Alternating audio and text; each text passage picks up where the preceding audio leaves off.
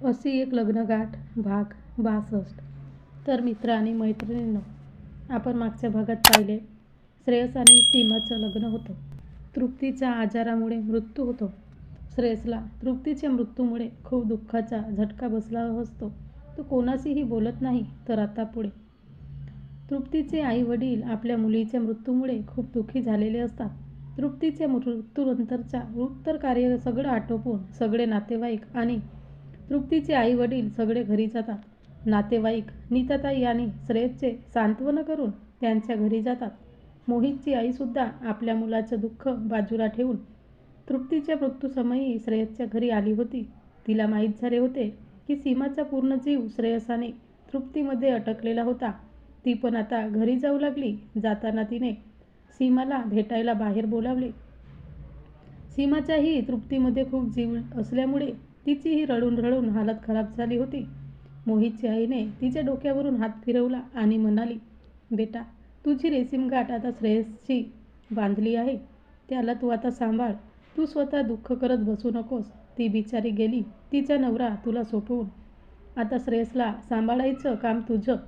श्रेयस स्वतःला सांभाळू शकत नाही तर तू तुझं दुःख बाजूला ठेवून त्यांना धीर दे. तुझ्या मायेने त्यांना आपलंसं कर. आम्हा स्त्रियांमध्ये खूप ताकद असते बेटा. शरीराने नाजूक असलो तरी मनाने खूप खंबीर असतो. बघितलं मी किती सोसलं तू. माझ्या मुलामुळे आणि माझ्या नवऱ्यामुळे खूप हाल झाले तुझे. तू खूप स्ट्राँग आहेस. सुखी राहा बेटी. अगं, पुरुष कितीही शरीराने स्ट्राँग असले तरी त्यांचं मन खूप नाजूक असतं. श्रेयस खूप नाजूक मनाचा आहे. सांभाळ त्याला. बरं, येते मी. सांभाळ बेटा स्वतःला आणि तुझ्या घरवाल्यांना पण. आणि या तुझ्या अभागी आईला भेटायला येत जा कधीतरी. असं म्हणून दोघींच्याही डोळ्यात अश्रू आले आणि एकमेकांना भेटून निरोप घेऊन मोहितची आई गाडीत बसली. सगळे नातेवाईक गेले होते. आता घर अगदी खाली झालं होतं. पण श्रेयस अजूनही तृप्तीच्या दुःखातच होता. खोलीबाहेर येत नव्हता. काहीतरी बडबडत असायचा.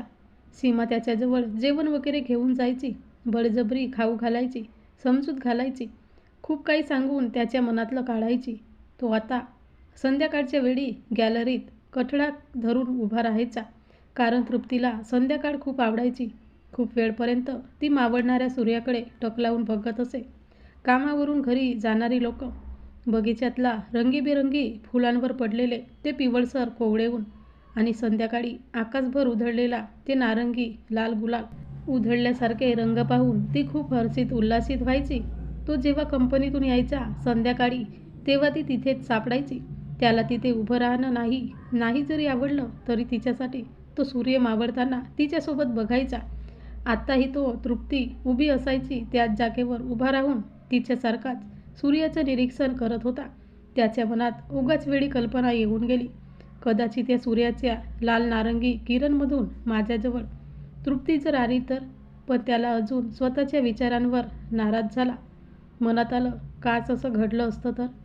तृप्तीसाठी त्याच्या मनात काही वाक्ये आपोआपच आली. तुझ्या जाण्याच्या मार्गाकडे पाहताना, स्वतःच्या मनाला धीर देताना तुझ्याच पाऊलखुणा शोधते माझी नजर. मनात भरतो आठवांचा बाजार. तू गेलीस माझ्यापासून दूर, पण विरह दिलास माझ्या सोबतीला. कसा राहणार मी तुझ्यापासून दूर. परत कधी येशील सांगशील का मला. तुझाच चेहरा वसतो माझ्या ध्यानीमनी. दिवसा ढवळ्या जागेपणी आणि स्वप्नी. का विसरलीस तू मला दूर जाऊन. येणार मी परतून असं सांग ना स्वप्नी येऊन. का गं तू अशी माझ्यापासून दूर गेलीस. विरहाच्या गर्तेत मला लोटून गेलीस. सांग ना आता येशील कधी पुन्हा. परतीच्या उमटवीत तुझ्या पाऊलखुणा. अचानक वारा सुटला. बहुतेक वादळ येणार अशी चिन्ह दिसत होते. वारा खूपच सुटला होता. खिडक्यांची झडपे उघडझाप करत होती. झाडं जोरजोराने हलत होती. रस्त्यावर धुळीचे लोळ उठले होते. ते उंच उंच आकाशात जाऊन पूर्ण आकाश झाकल्यासारखे दिसत होते. सूर्याचे लाल नारंगी रंग क्षणात गायब झाले होते. श्रेयस ते निसर्गाचं विद्रूप रूप पाहत होता. त्याला कुठलंच भान नव्हतं. तो त्याच्याच तंद्रीत होता. त्याच्या मनात आलं, सूर्याचे लाल नारंगी रंग कसे गायब झाले. जशी माझ्या आयुष्यातील माझी तृप्ती गेल्यामुळे आनंदाचे सगळेच रंग गायब झाले, अगदी तसेच. तृप्ती, तुला रंग आवडतात म्हणूनच का तू माझ्या आयुष्यातून आनंदाचे रंग चोरून निघून गेलीस. असं म्हणून त्याच्या डोळ्यात अश्रू आले होते. वादळ सुरूच होतं आणि अचानक आकाशात काळे ढग जमा होऊ लागले आणि थंडगार पावसाचे थेंब अंगावर पडत होते. तो तसाच उभा होता आणि टपटप करत जोराचा पाऊस सुरू झाला तरी त्याला कसलेच भान नव्हतं. तो पावसात भिजत होता. तो वरती ढगाकडे पाहून म्हणाला, तू झरझर बरसून मोकळा होशील, पण माझ्या मनातलं वादळ कधी थांबेल? मनातला पाऊस कितीही बरसला तरी माझ्या मनातलं साचलेलं आभाळ कधीच संपणार नाही. तो भान हरपून तृप्तीला आठवत भर पावसात तसाच उभा राहिला. इकडे सीमा किचनमध्ये स्वयंपाक करत होती. स्वयंपाक करताना तिला श्रेयसचा विचार येत होता. तृप्तीला जायला 3 महिने झाले होते, पण श्रेयस अजूनही सीमाकडे लक्ष देत नव्हता. त्याच्या तनामनात सतत तृप्तीची आठवण असे. सीमाला स्वयंपाक करत असताना आपोआप तिला रडू येत होतं. तिला खूप एकटं एकटं वाटत होतं. नीताताईंना सुद्धा नातेवाईक घेऊन गेले होते 2 दिवसासाठी. तिला खूप वाईट वाटत होतं. नवरा असूनही बिना नवऱ्यासारखी ती होती. तिला वाटलं, माझं आयुष्य हे असंच आहे. अगोदरपासूनच तिथे मोहितजवळसुद्धा असंच होतं. ते आठवून तिला खूप वाईट वाटले. तिचं मन भरून आलं होतं. तिने खिडकी उघडली. बाहेर पाऊस चालू असल्यामुळे थंड हवेचा झोत घरात आला. त्या पावसात पाहून तिला श्रेयसची आठवण झाली. त्याच्याबद्दल तिच्या मनात विचार येऊ लागले. तिचं मन त्याचे विरहाने खूपच व्याकुळ झालं. आपोआपच तिचं मन बोलू लागलं, श्रेयस कधी समजेल तुला माझ्या हृदयाच्या वेदना? वेदना माझ्या हृदयाच्या कळणार का रे तुला कधी? भावनेने भरलेले मन माझे उमजणार का रे तुला आधी? एकच कळही हृदयाची वेदनेने अक्षरशः घायाळ करते. विरहाचे दुःख येता मना तुझ्या मिलनाची आज असते. पावसाने चांगलाच जोर धरलेला असतो. जोराने वीज कडाडते. ती एकदम घाबरून ओरडते आणि घरात लाईटसुद्धा जाते. लाईट गेल्याबरोबर तिला एकदम आठवले, अरे श्रेयस अजून रूम बाहेर पडला नाही आणि लाईट गेली म्हणजे त्याला खूप भीती वाटते. तिला आठवले, लाईट गेल्याबरोबर श्रेयस घाबरायचा, तृप्तीला बिलगायचा आणि घाबरतच बोलायचा, अगं तृप्ती प्लीज मेणबत्ती लाव ना, मला अंधाराची खूप भीती वाटते. तृप्ती त्याला खूप चिडवायची. एवढे धट्टेकट्टे पुरुषासारखे पुरुष आणि अंधाराला घाबरतात. उलट आम्ही महिलांनी घाबरलं पाहिजे आणि उलटे तुम्ही घाबरता. खूप हसायची. लवकर मेणबत्ती लावायची नाही. श्रेयस जास्त घाबरायचा. तिला आठवलं, आत्ताही ते कदाचित घाबरत असतील आणि त्यांच्याजवळ कोणीच नाही.